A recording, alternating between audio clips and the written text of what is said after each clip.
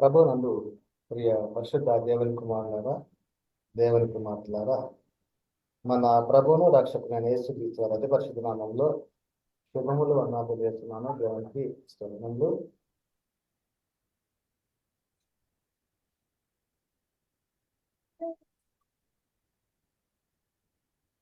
లేఖన భాగాన్ని చదువుకొని వాక్యాన్ని మనం ప్రారంభించుకుందాం.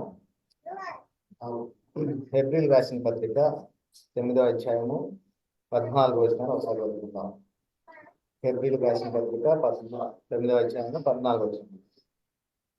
నిత్యుడగు ఆత్మ ద్వారా తన్ను తాను దేవునికి నిర్దోషినిగా అర్పించుకొనిన క్రీస్తు యొక్క రక్తము నిర్జీవ క్రియలను విడిచి జీవము గల దేవుని సేవించుటకు మీ మనస్సాక్షిని ఎంతో ఎక్కువగా శుద్ధి చేయను. ప్రార్థన చేసుకుందాం, వాక్యాన్ని ప్రారంభించుకుందాం. ప్రార్థన. కృప కలిగిన ప్రేమ కలిగిన ప్రియ పరలోకపు తండ్రి, మీ ఘనమైన అత్యున్నతమైన మహోన్నతమైన అతిశ్రేష్టమైన బట్టి స్థితిలో స్తోత్రమైన తండ్రి, మరి ఇప్పటి వరకు మీ సన్నిధిలో కూడి ఉండి పాటల్లోలాగా ప్రార్థించగలరాగా ఆరాధించగలరాగా మీరు మహిళలు నమ్ముతున్నామన్నా. మరి ఈరోజు జరుగుతున్నటువంటి ఈ కార్యక్రమం అంతట్లో కూడా తండ్రి మీ యొక్క సహాయాన్ని అందించండి. చెంపతో నాకు మీ యొక్క ఆత్మ సహాయాన్ని అందించండి.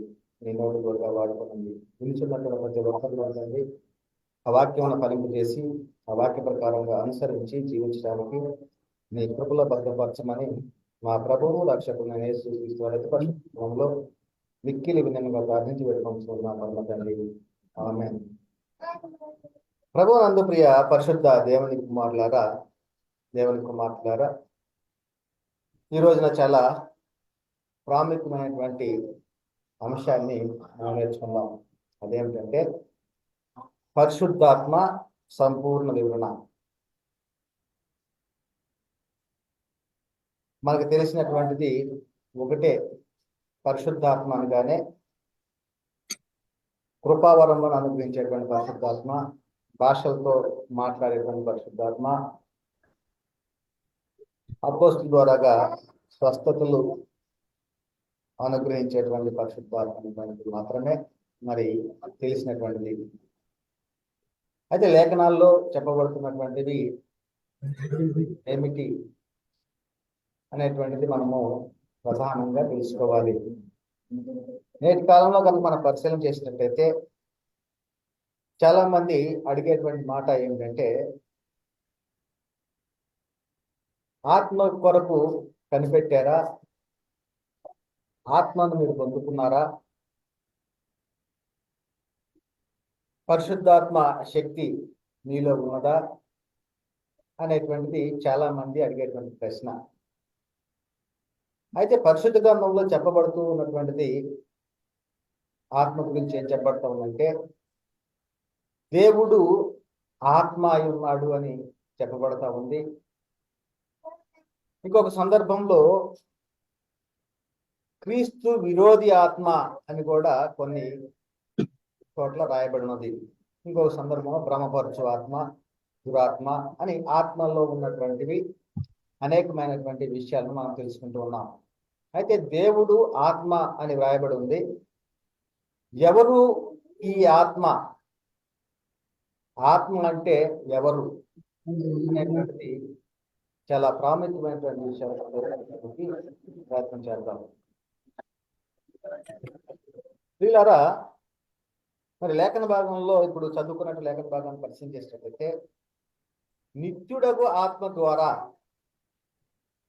తన్ను తాను దేవునికి నిర్దోషినిగా అర్పించుకున్న క్రీస్తు యొక్క రక్తము నిర్జీవ క్రియలను విడిచి జీవము గల దేవుని సేవించుటకు మీ మనస్సాక్షిని ఎంతో ఎక్కువగా శుద్ధి చేయను.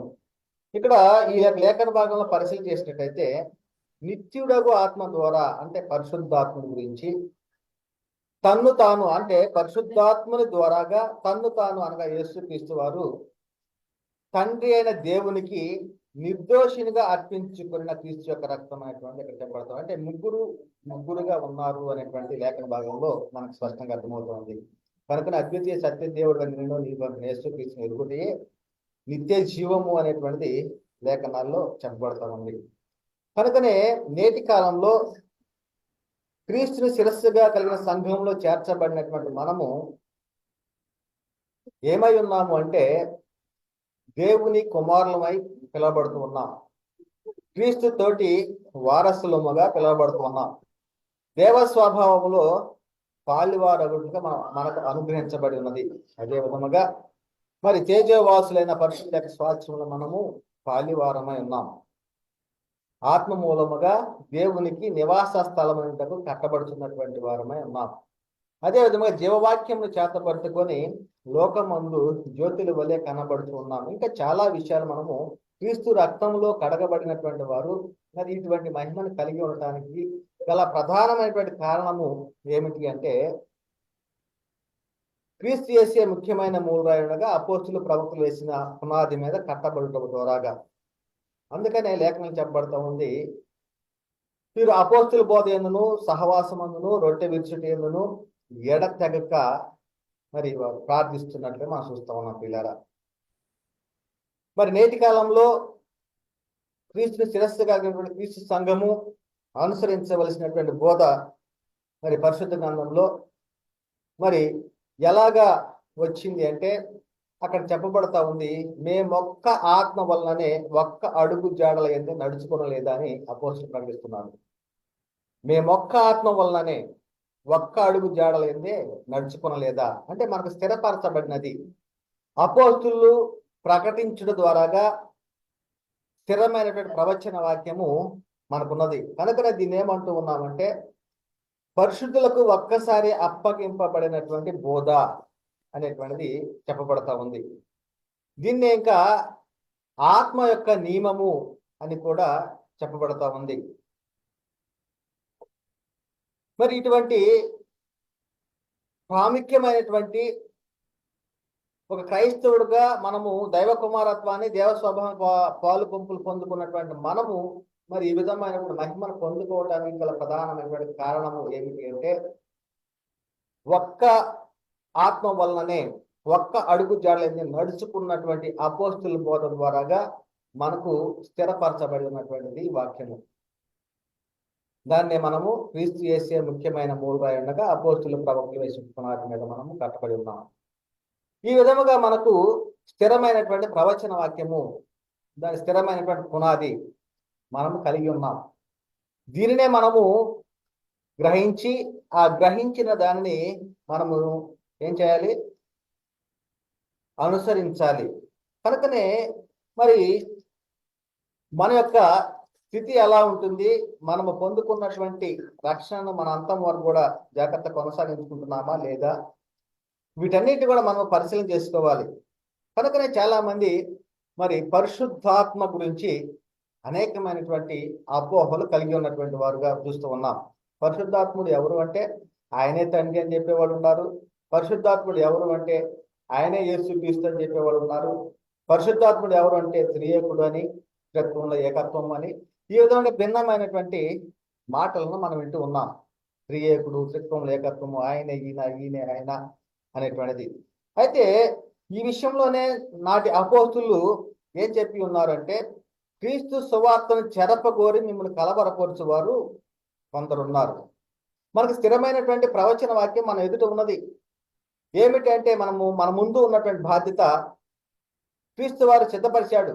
తను చనిపోయాడు, సమాధి చేయబడ్డాడు, తిరిగి 3వ దినమున లేఖనాల ప్రకారం లేపబడ్డాడు. ఆ యొక్క సువార్తని మనము అనేక మందికి ప్రకటించాలి. అనేక మంది ఆత్మలను రక్షించేటువంటి పని మన ముందు ఉన్నది. కనుక ఈ సువార్తను చెరపగోరేటువంటి వారట మరి కలవరపరిచేవారు కొందరు ఉన్నారు అనేటువంటిది కూడా నాటి కాలంలో అపోస్తులు మొదటి శతాబ్ద కాలంలో చెప్పినట్లు మనం చూస్తూ ఉన్నాం. మరి ఎందుకు ఇలా చెప్తూ ఉన్నారంటే మరి చాలా స్పష్టమైన అవగాహన లేకపోవటం వల్లనే.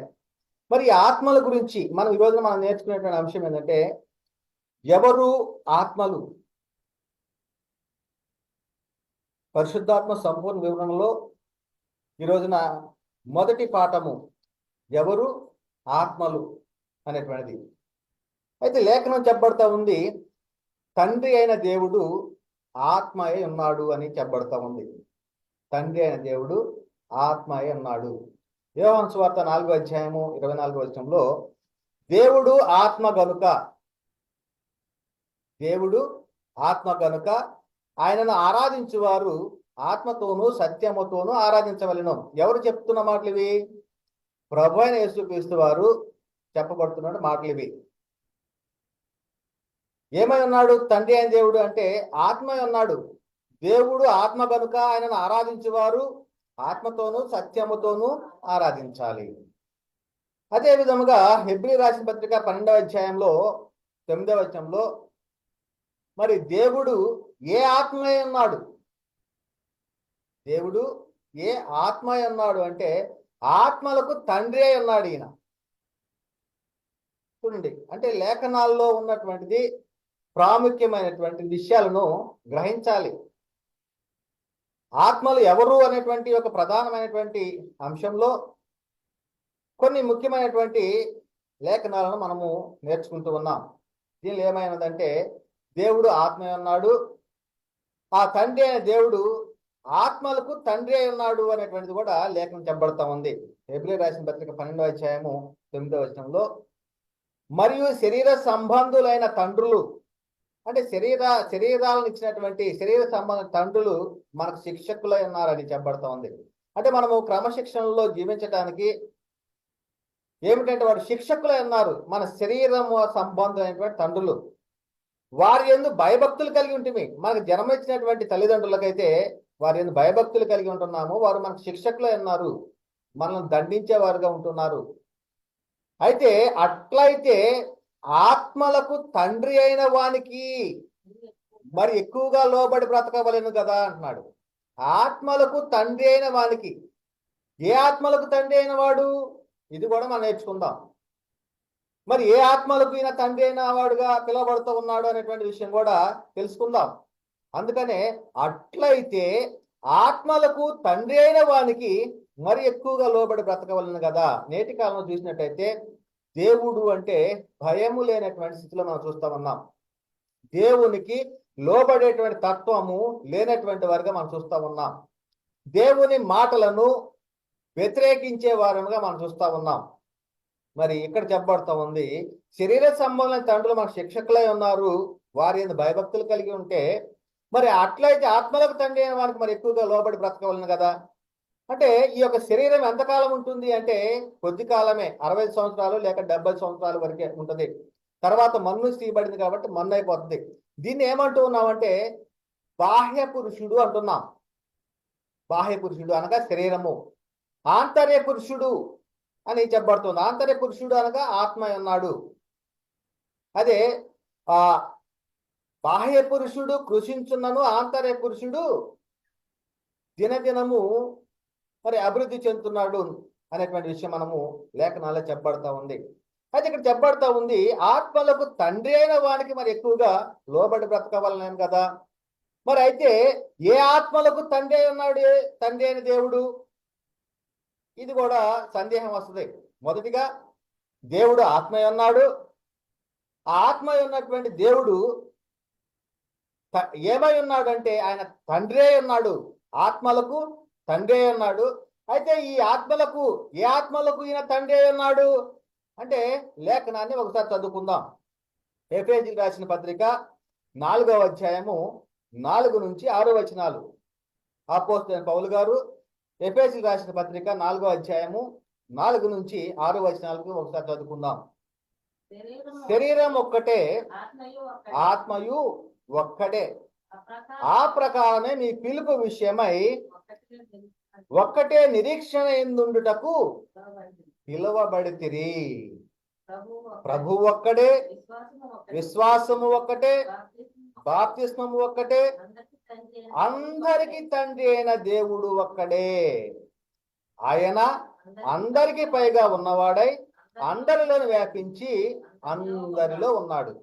ఇక్కడ ఎందరు ఉన్నారు? ఇక్కడ ఆయన ఏ ఆత్మలకు తండ్రి అయినాడు? ఎందరి ఆత్మలకు తండ్రి అయి ఉన్నాడు అంటే ఇక్కడ చెప్పబడతా ఉంది శరీరము ఒక్కటే. అంటే ఈ శరీరం అంటే ఏమిటి? సంఘము, క్రీస్తును శిరస్సుగా కలిగినటువంటి సంఘము. ఈ సంఘములో ఎవరు చేర్చబడి ఉన్నారు? క్రీస్తు రక్తంలో కడగబడినటువంటి వారు. యూదుడని లేదు, గ్రీసు దేశస్థుడని లేదు, అందరూ కూడా ఈ యొక్క శరీరంలోనికే చేర్చబడినటువంటి వారు ఒక నూతన పురుషునిగా సృష్టింపబడినటువంటి యొక్క శరీరము. కనుక పిల్లరా, ఈ శరీరము ఒక్కటి అనగా ఎవరైతే క్రీస్తు రక్తంలో కడగబడి క్రీస్తుని శిరస్సుగా కలిగి సంఘములో చేర్చబడతారో వారు ఆత్మలై ఉన్నారు. వారినే శరీరం ఒక్కటే అని చెప్పబడతా ఉంది. తర్వాత ఆత్మయు ఒక్కడే. ఈ ఆత్మయు ఒక్కడే అంటే ఎవరు? మనలను సర్వసత్యంలో నడిపించినటువంటి పరిశుద్ధాత్ముడు. యేసుక్రీస్తు వారు చెప్తూ ఉన్నాడు కదా, నేను చెప్పవలసిన సంగతులు ఇంకా అనేకం ఉన్నవి. నేను తండ్రి వద్దకు వెళ్ళటం వల్ల మీకు ప్రయోజనకరము.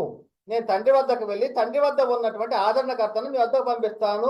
ఆయన మిమ్మల్ని సర్వసత్యంలో నడిపిస్తాడు. ఆయన నా మాటలే చెబుతాడు, నా మాటలే తీసుకుంటాడు,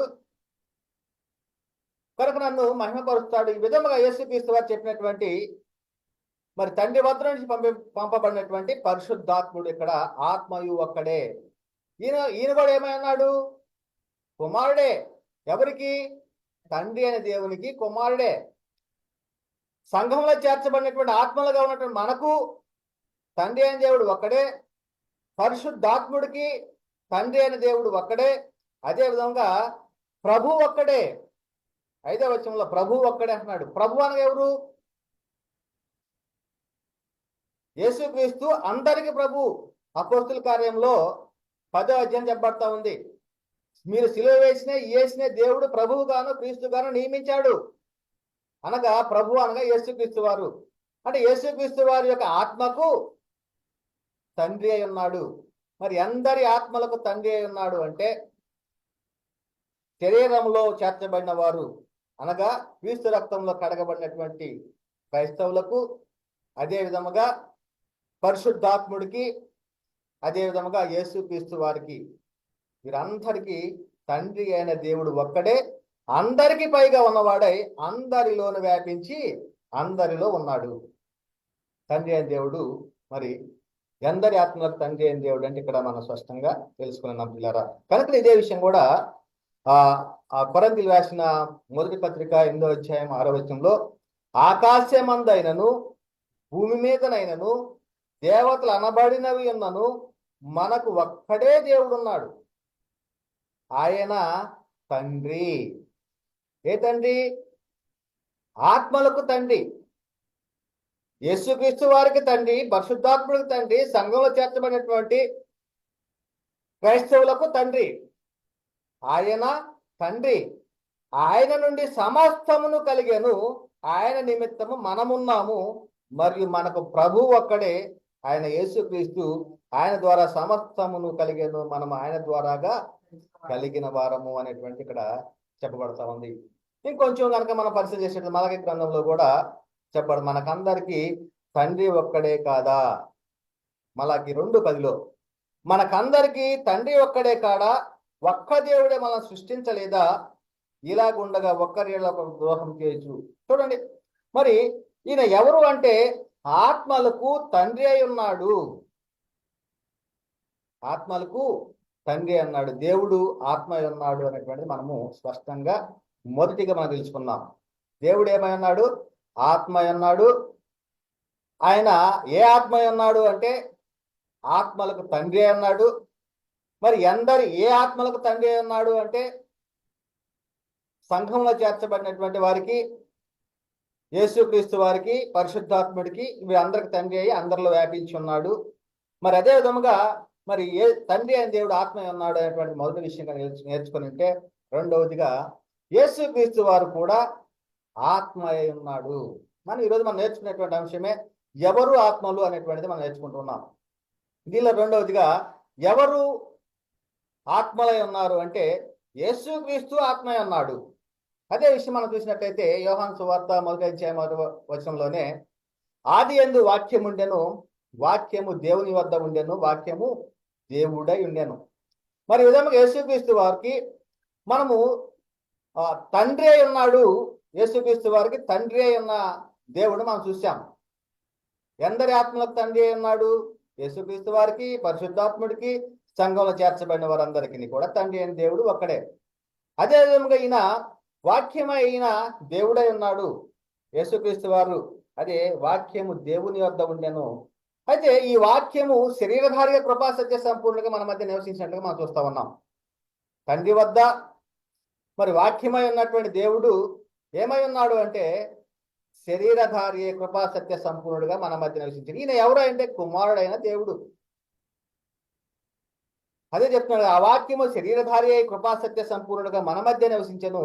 తండ్రి వలన కలిగిన అద్వితీయ కుమారుని మహిమ వలె మనం ఆయన మహిమను కనుగొన్నాం. మరి తండ్రిని బయలుపరిచినది యేసుక్రీస్తు వారు.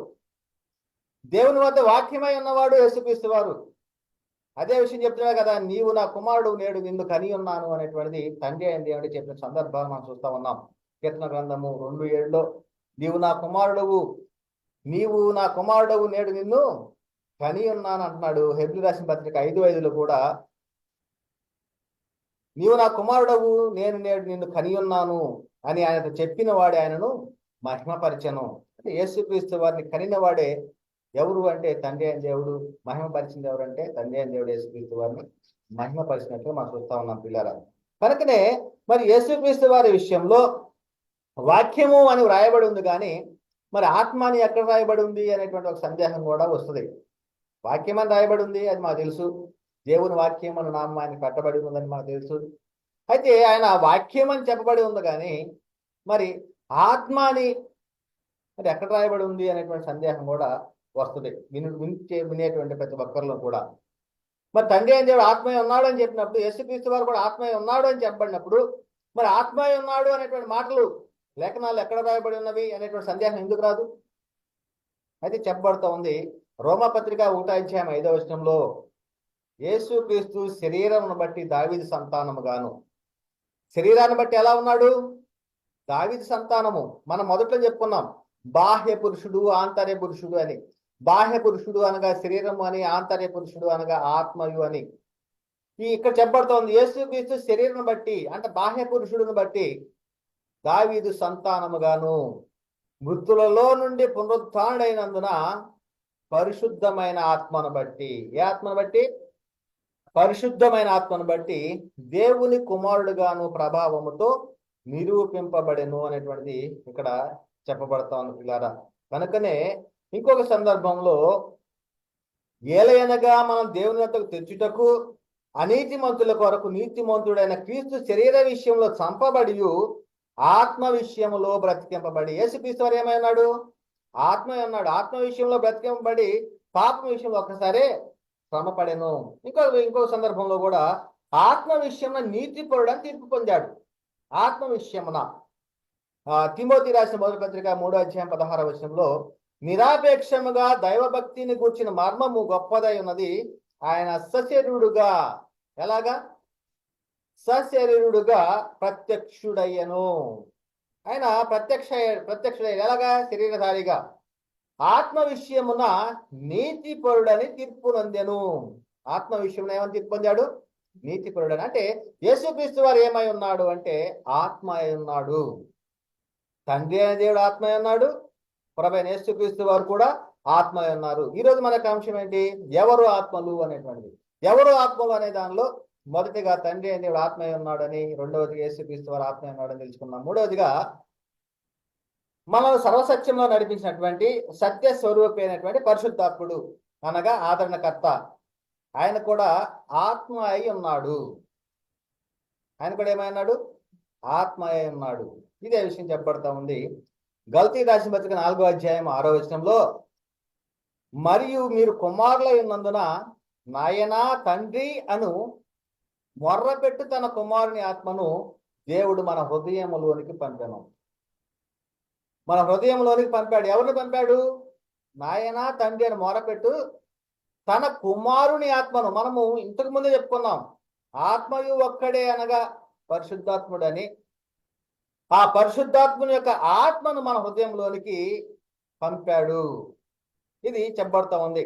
మీరు కుమారులై ఉన్నందున క్రీస్తు రక్తంలో కడగబడటం ద్వారాగా, క్రీస్తుని శిరస్సుగా కలిగిన సంఘంలో చేర్చబడటం ద్వారాగా, దైవ కుమారత్వాన్ని పొందుకునడం ద్వారాగా మనలో మరి ఎవరు మన హృదయంలోనికి ఎవరు పంపాడు? తండ్రి అయిన దేవుడు అంటే తన కుమారుని ఆత్మను మన హృదయంలోనికి పంపాడు. దాన్ని ఏమంటున్నాడంటే ఇక్కడ రోమపత్రిక 8వ అధ్యాయం 15-16 వచనాల్లో, ఏలైనగా మరలా భయపడ్డకు మీరు దాస్యపాత్రను పొందలేదు కానీ దత్తపుత్రాత్మను పొందితిరి. దత్తపుత్రాత్మను పొందితిరి. ఆత్మ కలిగిన వారై మనము అబ్బా తండ్రి అని మొరపెట్టుతున్నాం. దత్తపుత్రాత్మ అంటే మనము ఈ లోకంలో జీవించినంత కాలము దేవుడు తన కుమారుని ఆత్మను మన హృదయంలోకి పంపాడు. అదే సంచకరువుగా, అడ్వాన్స్గా. మరి అదే చెప్తున్నాడు, మనము దేవుని పిల్లలమని ఆత్మ తానే మన ఆత్మతో కూడా సాక్ష్యం ఇచ్చుతున్నాడు. మరి ఈ విధముగా పరిశుద్ధ గ్రంథంలో మరి సత్య స్వరూపైన పరిశుద్ధాత్ముడు కూడా ఆత్మ ఉన్నాడు. ఆత్మ తానే మన ఆత్మతో కూడా సాక్ష్యం ఇచ్చున్నాడు. ఇంకా కన్య మరియ గర్భవతిగా మరి అవ్వటానికి గల ప్రధాన కారణం ఏమిటి? పరిశుద్ధాత్మ వల్ల గర్భవతిగా ఉన్నట్లుగా మనం చూస్తా ఉన్నాం. యేసుక్రీస్తు వారు జనన వేదం ఎట్లనగా, ఆయన తల్లి అయిన మరియ యేసు అప్పున ప్రదానం చేయబడిన తర్వాత వారు ఏకము కాక మునుపు ఆమె పరిశుద్ధాత్మ వలన గర్భవతిగా ఉండెను. మరి పరిశుద్ధాత్ముడు ఆత్మ ఉన్నాడు. అదే చెప్తాడు కదా. మరి మత్తయి సువార్త 3:11 మారు మనసు నిమిత్తం నేను నీళ్ళ మీకు బాప్తిసం ఇస్తున్నాను అంటున్నాడు యోహాను గారు. మారు మనసు నిమిత్తము మీకు నీళ్ళ బాప్తిసం ఇస్తూ ఉన్నాను, అయితే నా వెనక వచ్చుతున్నవాడు నాకంటే శక్తిమంతుడు, ఆయన చెప్పులు మోయుటకు నేను పాత్రుడను కాను, ఆయన పరిశుద్ధాత్మతోను అగ్నితోను మీకు బాప్తిసం ఇచ్చును. ఇది ఎప్పుడు గ్రహించారు శిష్యులు? కొర్నేలు ఇంటి వద్ద అన్యజనులు సువార్తను విన్నప్పుడు, వారు పొందుకున్నప్పుడు యోహాను గారు చెప్పిన మాటలు జ్ఞాపకం చేసుకుంటూ ఉన్నారు. ఈయన అగ్నితోనూ పరిశుద్ధాత్మతోనూ బాప్తిసం ఇస్తూ ఉన్నాడు అనేటువంటి మాటను యోహాను గారు చెప్పిన మాటలు అక్కడ జ్ఞాపకం చేసుకుని మనం చూస్తున్నాం. అంటే పరిశుద్ధాత్మతో అంటే ఏంటి? వారి అపోస్తులు ఏ విధంగా పరిశుద్ధాత్మ శక్తిని పొందుకున్నారో వీరి వలన వారు కూడా అన్యజనులు కూడా పరిశుద్ధాత్మను పొందుకున్నట్లుగా మనం చూస్తూ ఉన్నాం. పరిశుద్ధాత్ముడు ఏమైనాడు? ఆత్మ ఉన్నాడు. కనుక ఇక్కడ మరి పరిశుద్ధాత్మ విరోధంగా మాట్లాడడానికి ఈ యుగమందైన రాబోయే యుగమందైన పాప క్షమాపణ లేదు, పరిశుద్ధాత్మ విరోధముగా. అందుకనే పరిశుద్ధాత్మను బోధ యందు లక్ష్యం ఉంచాలి. ఆ పరిశుద్ధాత్మను బోధ ఎవరు ప్రకటించారంటే అపోస్తులు. ఆ అపోస్తుల బోధ యందు లక్ష్యం ఉంచిన ఎడల మనము నిత్య జీవాన్ని పొందుకుంటాము, మనము నిత్య రక్షణను మనం కాపాడుకునే వారముగా ఉంటామనేటువంటి కూడా చెప్పబడుతున్నారు. కనుకనే మనము ప్రాముఖ్యంగా ఎవరు ఆత్మలు అంటే తండ్రి అయిన దేవుడు ఆత్మయ్య ఉన్నాడు అని, యేసుక్రీస్తు వారు ఆత్మయ్య ఉన్నాడని, అదే విధముగా పరిశుద్ధాత్ముడు కూడా ఆత్మయ్య ఉన్నాడని లేఖనాల ద్వారా చాలా స్పష్టంగా తెలుసుకున్నాం. మరి అయితే మనము అనగా మనిషి కూడా ఆత్మయ్య ఉన్నాడు అనేటువంటి విషయం కూడా లేఖనాలు చెప్పబడతా ఉంది. మనిషి ఏమై ఉన్నాడు అంటే ఆత్మయ్య ఉన్నాడు. చాలా మంది ఈ విషయాలు గ్రహించలేక ఆత్మరక్షణ అనేటువంటి విషయాలు గ్రహించలేక చాలా మంది కూడా ఈ శరీరానికి సంబంధించిన వాటి మీదనే లక్ష్యం ఉంచి ఈ శరీరమే రక్షణ కోరుకుంటుంది అనేటువంటి విషయాలు చాలా మంది అనుకుంటూ ఉంటారు. అయితే మనకు రక్షణ దేనికంటే ఆత్మకు. ఈ శరీరం ఎంతకాలం ఉంటుంది అని చెప్పుకున్నాం? 60 సంవత్సరాలు 70 సంవత్సరాలు ఉంటుంది. ఈ శరీరం ఏమవుతుంది? మన్నైపోతుంది. అయితే ఈ ఆత్మ ఏమై ఉన్నది అంటే నిత్యము ఉండేటువంటిది, దీనికి మరణం లేనటువంటిది. మరి ఉంటే నిత్య జీవంలో తండ్రి దేవుని వద్దకు వెళ్ళాలి, లేదా నిత్య నరకంలో నిత్య అగ్నిలో మరి నరకయాతన పడేటువంటి స్థితిలో ఉండాలి. కనుకనే ఈ ఆత్మ రక్షణ కలిగి ఉండాలి. దానికనే చెప్పబడతా ఉంది మనం ఏమై ఉన్నామంటే ఆత్మలమై ఉన్నాము. అది చెప్తున్నాడు ఆదికాండం 2:7 దేవుడైన యెహోవా నేల మట్టితో నరుని నిర్మించాడు. దేనితోటి? నేల మట్టితోటి నరుని నిర్మించి వాని నాసికారంధ్రములో ఏం చేస్తున్నాడు? వాని నాసికారంధ్రములో జీవవాయువును ఊదగా నరుడు జీవాత్మాయను. మరి అప్పటి వరకు కూడా ఏమై ఉన్నాడు అంటే నరుడుగా, అంటే మట్టి బొమ్మ. అయితే జీవాత్మ ఉన్నాడు. ఆ జీవాత్మకు తండ్రి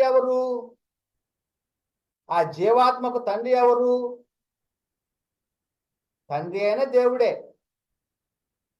అంటే దేవుని నుండి వేరుపరచబడినది ఆత్మ, జీవాత్మ. ఆదాము ఏమై ఉన్నాడని చెప్పబడుతూ ఉంది? ఆదాము దేవుని కుమారుడు. అదే లూకా సువార్త 3:38 కెయినాను ఏనోషుకు, ఏనోషు షేతుకు, షేతు ఆదాముకు, ఆదాము దేవునికి కుమారుడు. ఆదాము ఎవరి కుమారుడు? దేవుని కుమారుడు. దేవుని కుమారుడు ఎలా అయ్యాడు? తండ్రి అయిన దేవుని యొక్క జీవాత్మ తన యొక్క ఆత్మను వేరుపరచడం ద్వారాగా దేవునికి కుమారుడు అయ్యాడు. అందుకని చాలా మందిలో కనటము, దేవుడు కన్నాడు అంటే చాలా మంది అర్థం చేసుకోలేకపోతూ ఉన్నారు. కనటం అంటే ఏమిటి? వేరు చేయుట. ఒక విధంగా చూసినట్లయితే గర్భవతిగా ఉన్నటువంటి ఒక స్త్రీని గమనించినట్లయితే అప్పటి వరకు ఆమె ఒక్కరుగా ఉంటుంది. ఎప్పుడైతే తన గర్భంలో ఉన్నటువంటి శిశువు బయటకు రావడంతో ఇద్దరుగా కనిపిస్తూ ఉంటారు. అంటే కనటం అంటే వేరు చేయబడినటువంటి వారు, తనలో ఉన్నటువంటి శిశువును వేరు చేయబడటమే. దాన్ని ఏమంటాం? కనటం అని చెప్పబడతా ఉంది.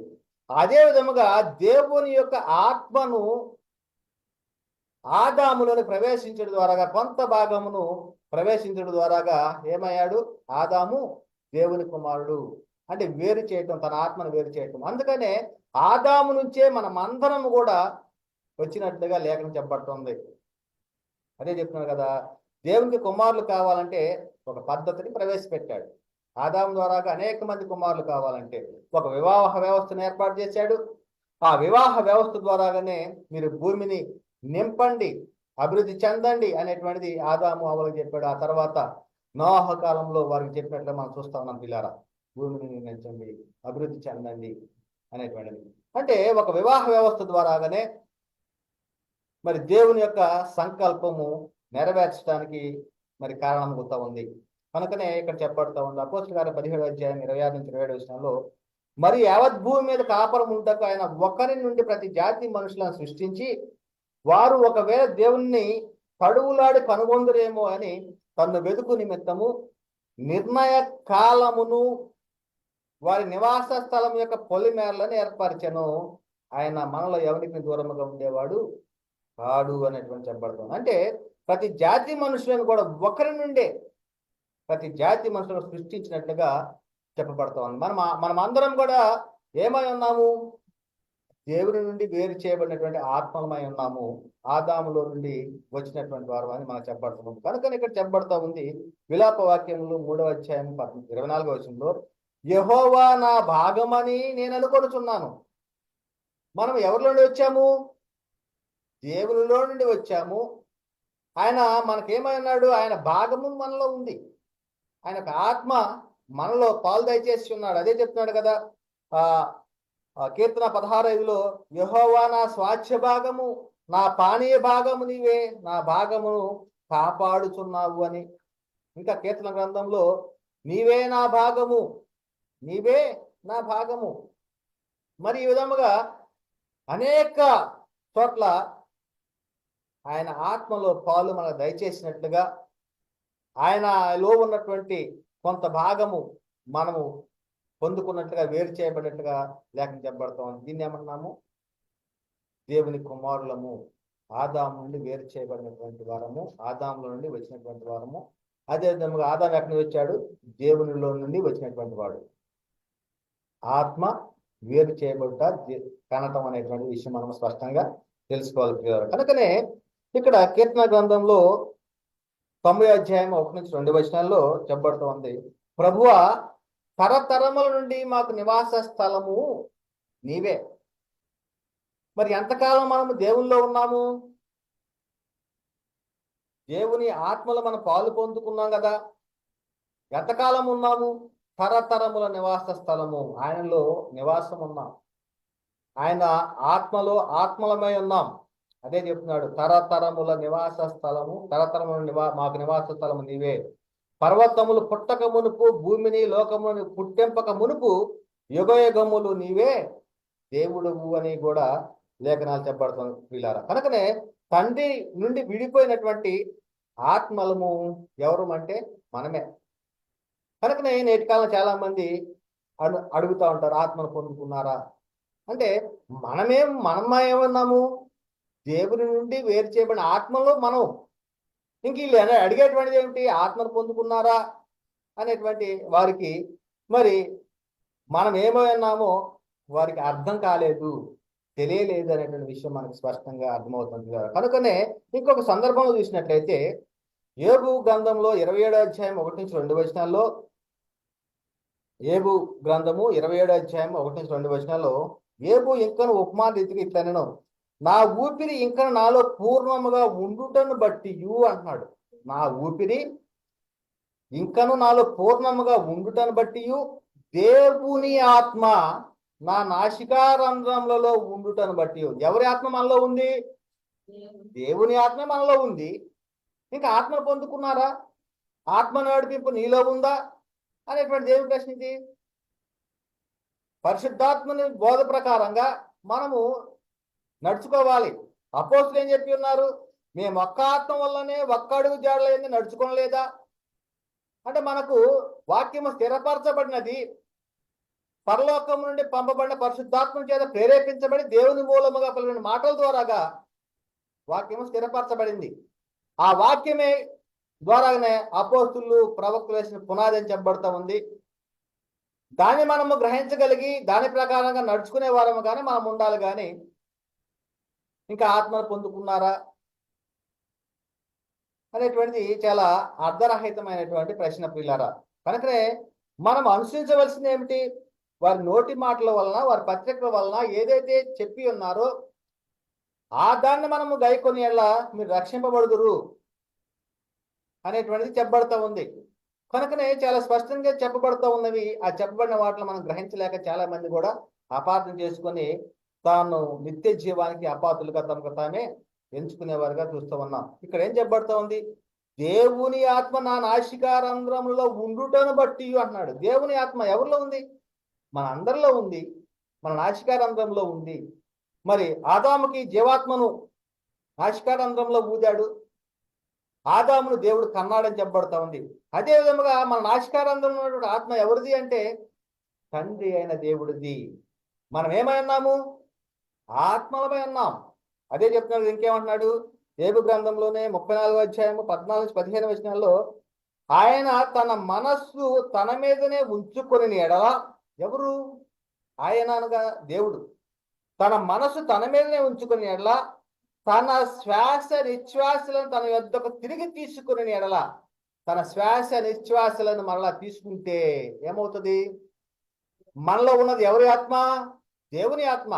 ఆయన గనక తన శ్వాసను గనక ఒక్కసారి గనక తీసుకుంటే ఏమవుతుందంటే శరీరాలందరూ ఏకముగా నశించెదరు. అంటే శరీరాలు నశించిపోతాయి, మన్నైపోతాయి, నరులు మరలా ధూళి అయిపోతారు. మనము ధూళి నుంచి తీయబడ్డాం, దుమ్ము నుంచి తీయబడ్డాము, మట్టి నుంచి తీయబడ్డాము. కాబట్టి ఏమైపోతాము? మరలా ధూళి అయిపోతారు, శరీరాలు ఏకంగా నశించెదరు. అంటే దేవుని యొక్క ఆత్మ మనలో ఉన్నది. ఆ ఆత్మను కనుక దేవుడు ఒక్కసారిగా తన శ్వాస నిశ్వాసను తన యొద్దకు తిరిగి తీసుకుంటే ఈ శరీరాలు ఏమైపోతాయి? నశించిపోతాయి అని చెప్పబడతా ఉంది. ఆత్మ దేవుళ్ళకి వెళ్ళిపోతుంది. చూడండి, ఇది మనం ఎవరమే అంటే ఆత్మలమే. అదే చెప్తున్నాడు కదా మొదటి యోహాను పత్రికలో 4వ అధ్యాయం 13వ వచనంలో, దీని వలన మనము ఆయన యందు నిలిచి ఉన్నామనియు ఆయన మన ఆత్మ యందు ఉన్నాడని తెలుసుకొనుచున్నాము. ఎవరు మన యందు ఉన్నాడు? మనం ఎవరి యందు నిలిచి ఉన్నాము? దేవుని యందు నిలిచి ఉన్నాము, తండ్రి అయిన దేవుని నిలిచి ఉన్నాము. ఆయన మన యందు ఉన్నాడని తెలుసుకుంటున్నాం. ఎలాగంటే ఏలయనగా ఆయన మనకు తన ఆత్మలో పాలు దయచేసి ఉన్నాడు. తన ఆత్మలో పాలు దయచేసి ఉన్నాడు. కనుకనే ప్రియులారా, మరి ఈ విధముగా మనమేమై ఉన్నామంటే ఆత్మ ఉన్నాము. మన ఆత్మ ఎవరిది అంటే దేవునిది అని. అదే విధముగా యేసుక్రీస్తు వారు ఏమన్నాడు? ఆయన ఆత్మ అన్నాడు. పరిశుద్ధాత్ముడు ఏమన్నాడు? ఆత్మ అన్నాడు. సంఘంలో చేర్చబడిన ప్రతి ఒక్కరు ఏమన్నారు?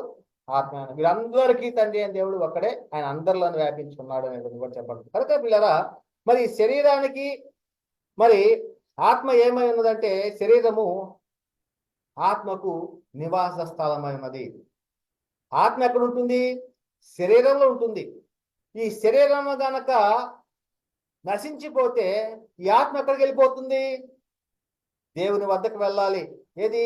అపోస్తుల బోధన లక్ష్యం ఉంచి ఆ ప్రకారంగా నడుచుకొని జీవించినట్లయితే దేవుని వద్దకు వెళ్తుంది, లేకపోతే నిత్య నరకానికి వెళ్ళేటువంటి పరిస్థితి. అదే చెప్తున్నారు కదా ఇక్కడ, శరీరము ఆత్మకు నివాస స్థలమైనది. ఈ శరీరానికి మరో గుడారము అనేటువంటి పేరు కూడా ఉంది. శరీరానికి మరో పేరు ఏంది? గుడారము. ఇంకొకటి బాహ్య పురుషుడు. మరి ఈ గుడారము లేదు ఈ శరీరము పరలోకానికి వెళ్ళిద్ది? డైరెక్ట్గా వెళ్ళదు. ఈ శరీరం పరలోకానికి వెళ్ళదు. చాలా మంది చెబుతూ ఉంటారు హానోకు ఏలియా డైరెక్ట్గా పరలోకానికి వెళ్ళారు అనేటువంటిది. అంటే ఈ యొక్క శరీరానికి పొలిమేరలను నియమించాడు. హద్దులు ఉన్నాయి, పొలిమేరలు ఉన్నాయి. యేసుక్రీస్తు వారు చెప్పిన మాట ప్రకారంగా దిగి వచ్చిన వాడే తప్ప ఎక్కిపోయిన వాడు ఎవడునూ లేడు. ఎక్కడికి? పరలోకానికి. తండ్రి వద్ద నుంచి వచ్చిన వాడు ఎవరు? యేసుక్రీస్తు వారు. అంటే దిగి వచ్చిన వాడే తప్ప ఎక్కిపోయిన వాడు ఎవరునూ లేరు అని యేసుక్రీస్తు వారు చెప్తూ ఉండగా, మరి అనేక మంది ఏలియా, హానోకు మరి పరలోకానికి వెళ్ళారు. మూడో వాడు యేసుక్రీస్తు. ప్రథమ ఫలం ఎవరు? మృతులను లేపిన వాళ్ళు ప్రథమ ఫలము యేసుక్రీస్తు వారు. అంటే యేసుక్రీస్తు వారి ద్వారాగానే మనకు నిరీక్షణ కలిగింది పునరుత్థానం అనేటువంటిది. ఈ విషయాలన్నీ కూడా చాలా మంది గ్రహించలేక మరి అక్షరాన్ని తీసుకొని అక్షరార్థంగా గ్రహించేటువంటి స్థితిలోకి వెళ్ళిపోయారు కదా. కనుకనే ఆత్మ సంబంధమైన సంగతులతోనే చర్చించుకుంటూ ఉండాలి. అదే చెప్తున్నారు కదా మరి కొరింథీయులకు రాసినటువంటి 2వ పత్రిక 5వ అధ్యాయం 1-4 వచనాల్లో, భూమి మీద మన గుడారమైన ఈ నివాసము శిథిలమైపోయినను, ఈ నివాసము ఏది? ఈ గుడారము, ఈ శరీరము శిథిలమైపోయినను చేతి పని కాక దేవుని చేత కట్టబడినది నిత్యమైనది నివాసం పరలోకమందు మనకు ఉన్నదని ఎరుగుదము. మనకి ఎక్కడ ఉన్నది నివాసము? పరలోకంలో ఉంది. నిత్యమైన నివాసము మనకు ఎక్కడ ఉన్నది అంటే పరలోకం ఉంది. యేసుక్రీస్తు చెప్తున్నాడుగా, నేను తండ్రి వద్దకు వెళ్తూ ఉన్నాను, నా తండ్రి అంటే అనేక నివాస స్థలములు కలవు, లేని ఎడల మరలా వస్తాను, మీకు స్థలం సిద్ధపరచి వెళ్తున్నాను, మరలా మిమ్మల్ని నాతో పాటు తీసుకుని వెళ్తున్నాను అనేటువంటి మాట యేసుక్రీస్తు వారు చెప్పిన సందర్భాన్ని మనం చూస్తున్నాం కదా. అదేవిధంగా ఏమంటున్నాడు? మనకు నిత్యమైనది నివాసం పరలోకమందు మనకు ఉన్నదని ఎరుగుదుము, మనము దిగంబరులము కాక వస్త్రము ధరించుకునే వారముగా కనబడదుము. కాబట్టి పరలోకము నుండి వచ్చి మన నివాసము. ఎవరైనా సరే మొట్టమొదటిగా చనిపోయినటువంటి హేబేలు మొదలుకొని నేటి వరకు నిద్రించినటువంటి నీతిమంతులు ఎవరైనా సరే నివాస స్థలము ఎక్కడుంది? వారందరూ ధరించుకోవటానికంటే పరలోకంలోనే ఉంది. ఆ పరలోకమునొచ్చు మన నివాసము దీనిపైన ధరించిన అపేక్షించుకొని దీనిలో మూలుగుచున్నాము. ఈ గుడారంలో ఉన్న మనము భారం మోసుకొని మూలుగుచున్నాము. ఇది తీసివేయవలను కాదు కానీ మత్యం అనేది జీవంతో కూడా మింగివేయబడినట్లు ఆ నివాసమును దీనిపైన ధరించుకొని కోరుచున్నాము. ఈ గుడారం పైన ఏది? నిత్యమైన నివాసము, దేవుని చేత కట్టబడేటువంటి పరలోకములు వచ్చేటువంటి నివాసాన్ని దీనిపైన ధరించుకుంటున్నాము. చూడండి, ఇంత స్పష్టంగా పరిశుద్ధ గ్రంథంలో రాయబడి ఉంది. ఆత్మకు నశింపు లేదు, నిత్యము ఉండేటువంటిది. నిత్యము ఉండాలి. నిత్య జీవాన్ని పొందుకోవాలంటే నమ్మి బాప్తిసం పొందండి. నమ్మి బాప్తిసం పొందినవాడు రక్షింపబడును. మరి బాప్తిసం పొందాలి. క్రీస్తు చేసే ముఖ్యమైన మూలైన అపోస్తలుల ప్రవచన పునాది మీద కట్టబడాలి. వారి బోధ లక్ష్యం ఉంచాలి. వారు ఏదైతే నోటి మాటల ద్వారాగా పత్రికల ద్వారా ఏదైతే ప్రకటించి ఉన్నారో ఆ ప్రకటించిన వాటిని అందే లక్ష్యం ఉంచినట్లయితే నిత్య జీవాన్ని పొందుకుంటారు. అందుకనే మరి మనకు ఎటువంటి ఆశీర్వాదాలు పొందుకుంటున్నాము? మనం పొందుకునే ఆశీర్వాదాలు భూ సంబంధమైనవా? కాదు కదా. ఎలాంటివి అంటే ఆత్మ సంబంధమైన ప్రతి ఆశీర్వాదము మనకి ఎక్కడి నుంచి వస్తుంది అంటే పరలోకం నుండి క్రీస్తునందు మనకి కలుగుతుంది అనేటువంటి కూడా చెప్పబడుతుంది కదా. మరి ఈ విధంగా మనం ఏమై ఉన్నామంటే ఆత్మలమై ఉన్నాము. చూడండి, ఈ రోజున మనము పరిశుద్ధాత్మ సంపూర్ణ వివరణలో ఒక మొదటి పాఠముగా ఎవరు ఆత్మలు అంటే తండ్రి అయిన దేవుడు ఆత్మ అయి ఉన్నాడు. ఆయన ఏ ఆత్మ అయి ఉన్నాడు? ఆత్మలకు తండ్రి అన్నాడు. ఏ ఆత్మలకు తండ్రి అన్నాడు? యేసుక్రీస్తు అనే ఆత్మకు, పరిశుద్ధాత్ముడి ఆత్మకు, సంఘము అనేటువంటి సంఘంలో చేర్చబడిన ప్రతి ఒక్కరికి కూడా ఆయన తండ్రి అయి ఉన్నాడు. మరి ఈ విధముగా తండ్రి అయిన దేవుడు ఆత్మ ఉన్నాడు, యేసుక్రీస్తు వారి ఆత్మ ఉన్నాడు, పరిశుద్ధాత్ముడు ఆత్మ ఉన్నాడు. మనము కూడా ఆత్మలమై ఉన్నాము అనేటువంటి విషయాన్ని మనము స్పష్టంగా తెలుసుకొని ఉన్నాం పిల్లరా. తర్వాత రెండవ పాఠంలో మనం నేర్చుకునేటువంటిది ఏమిటంటే, ఎవరు పరిశుద్ధాత్ములు, ఎవరు పరిశుద్ధాత్ములు. ఈ రోజు మనం నేర్చుకున్నటువంటిది ఇది ప్రధానంగా చెప్పండి మాటలు. మరి గ్రహించగలిగి ఉంటారని నమ్ముతూ విశ్వసిస్తూ ఈ మాటలు ముగిస్తున్నా. చెప్పండి మాటలు గురించిన ప్రతి ఒక్కరిలో కూడా దేవుడు నీరు కట్టి ఫలింపు చేయడం కాగా చెప్పండి మాటలు దేవుడు దీవించి ఆశీర్వదించిన గాక. అందరికీ వందనాలు. దేవునికి స్తోత్రములు.